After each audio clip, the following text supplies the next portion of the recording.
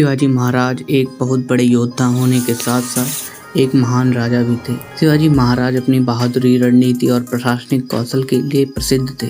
उन्होंने हमेशा स्वराज्य यानी कि भारत पर ध्यान केंद्रित किया था। आइए जानते हैं भारत के उस वीर पुत्र के बारे में जिसने इन अत्याचारी और आतंकवादी मुगलों को भारत से दुम दबा के भगाने पर मजबूर कर दिया था। दोस्तों, इस वीडियो में आगे बढ़ने से पहले अगर आपने अभी तक मेरे चैनल को सब्सक्राइब नहीं किया है तो कर लीजिए, क्योंकि मैं आपके लिए ऐसे वीडियोस लाता रहता हूँ। तो चलिए शुरू करते हैं। शिवाजी महाराज के पिताश्री का नाम शाहजी भोंसले और माताश्री का नाम जीजाबाई था। शिवाजी का पालन पोषण उनकी माता और दादाजी श्री कोंडादेव के साथ हुआ था। माताश्री और दादाश्री की देखरेख में शिवाजी एक सैनिक विशेषज्ञ और एक कुशल प्रशासक बन गए थे। शिवाजी महाराज गुरु रामदास से धार्मिक रूप से प्रभावित थे, जिन्होंने उन्हें अपनी मातृभूमि अर्थात भारत पर गर्व करना सिखाया था। शिवाजी महाराज केवल कुशल सेनापति, कुशल रणनीतिकार और एक चतुर कूटनीतिज्ञ ही नहीं थे, बल्कि एक कट्टर देशभक्त भी थे। उन्होंने अपनी मातृभूमि की रक्षा के लिए औरंगजेब जैसे बड़े मुगल शासक से भी दुश्मनी की थी।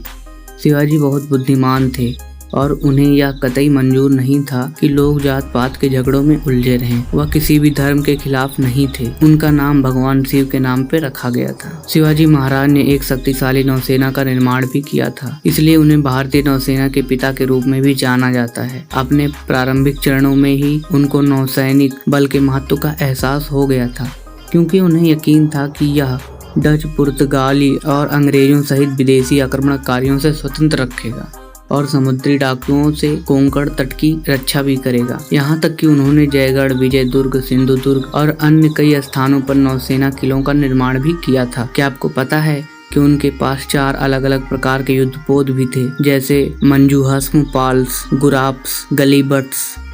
तो दोस्तों, आइए जानते हैं भारत के इस वीर पुत्र के जीवन की महत्वपूर्ण घटनाएं। उन्होंने जो भी किया वो भारत के लिए किया। उन्होंने मुगलों से भारत की रक्षा की और हिंदुओं की बहन बेटियों की इज्जत की भी रक्षा की। तोरण किले की विजय।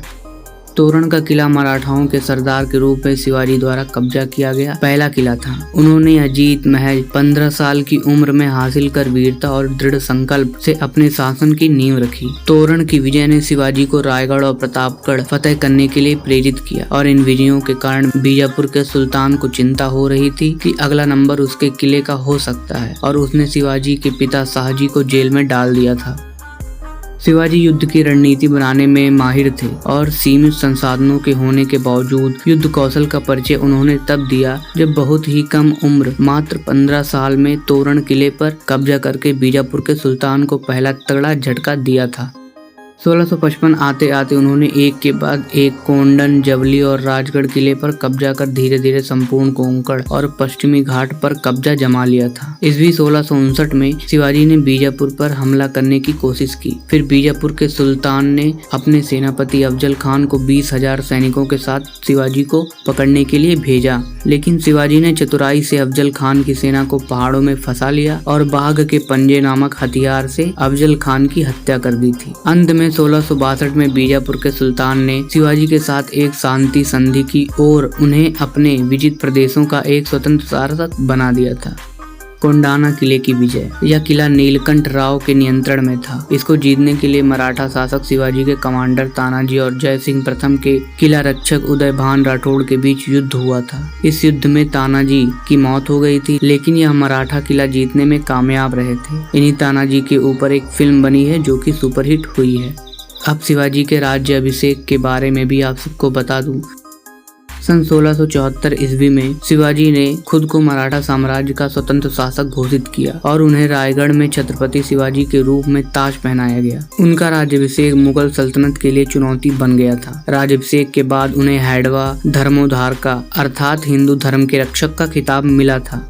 यह ताजपोशी लोगों को भू राजस्व इकट्ठा करने और कर लगाने का वैध अधिकार देती है। तो दोस्तों, आइए जानते हैं कि जब शिवाजी राजा थे तो उनका प्रशासन कैसा था।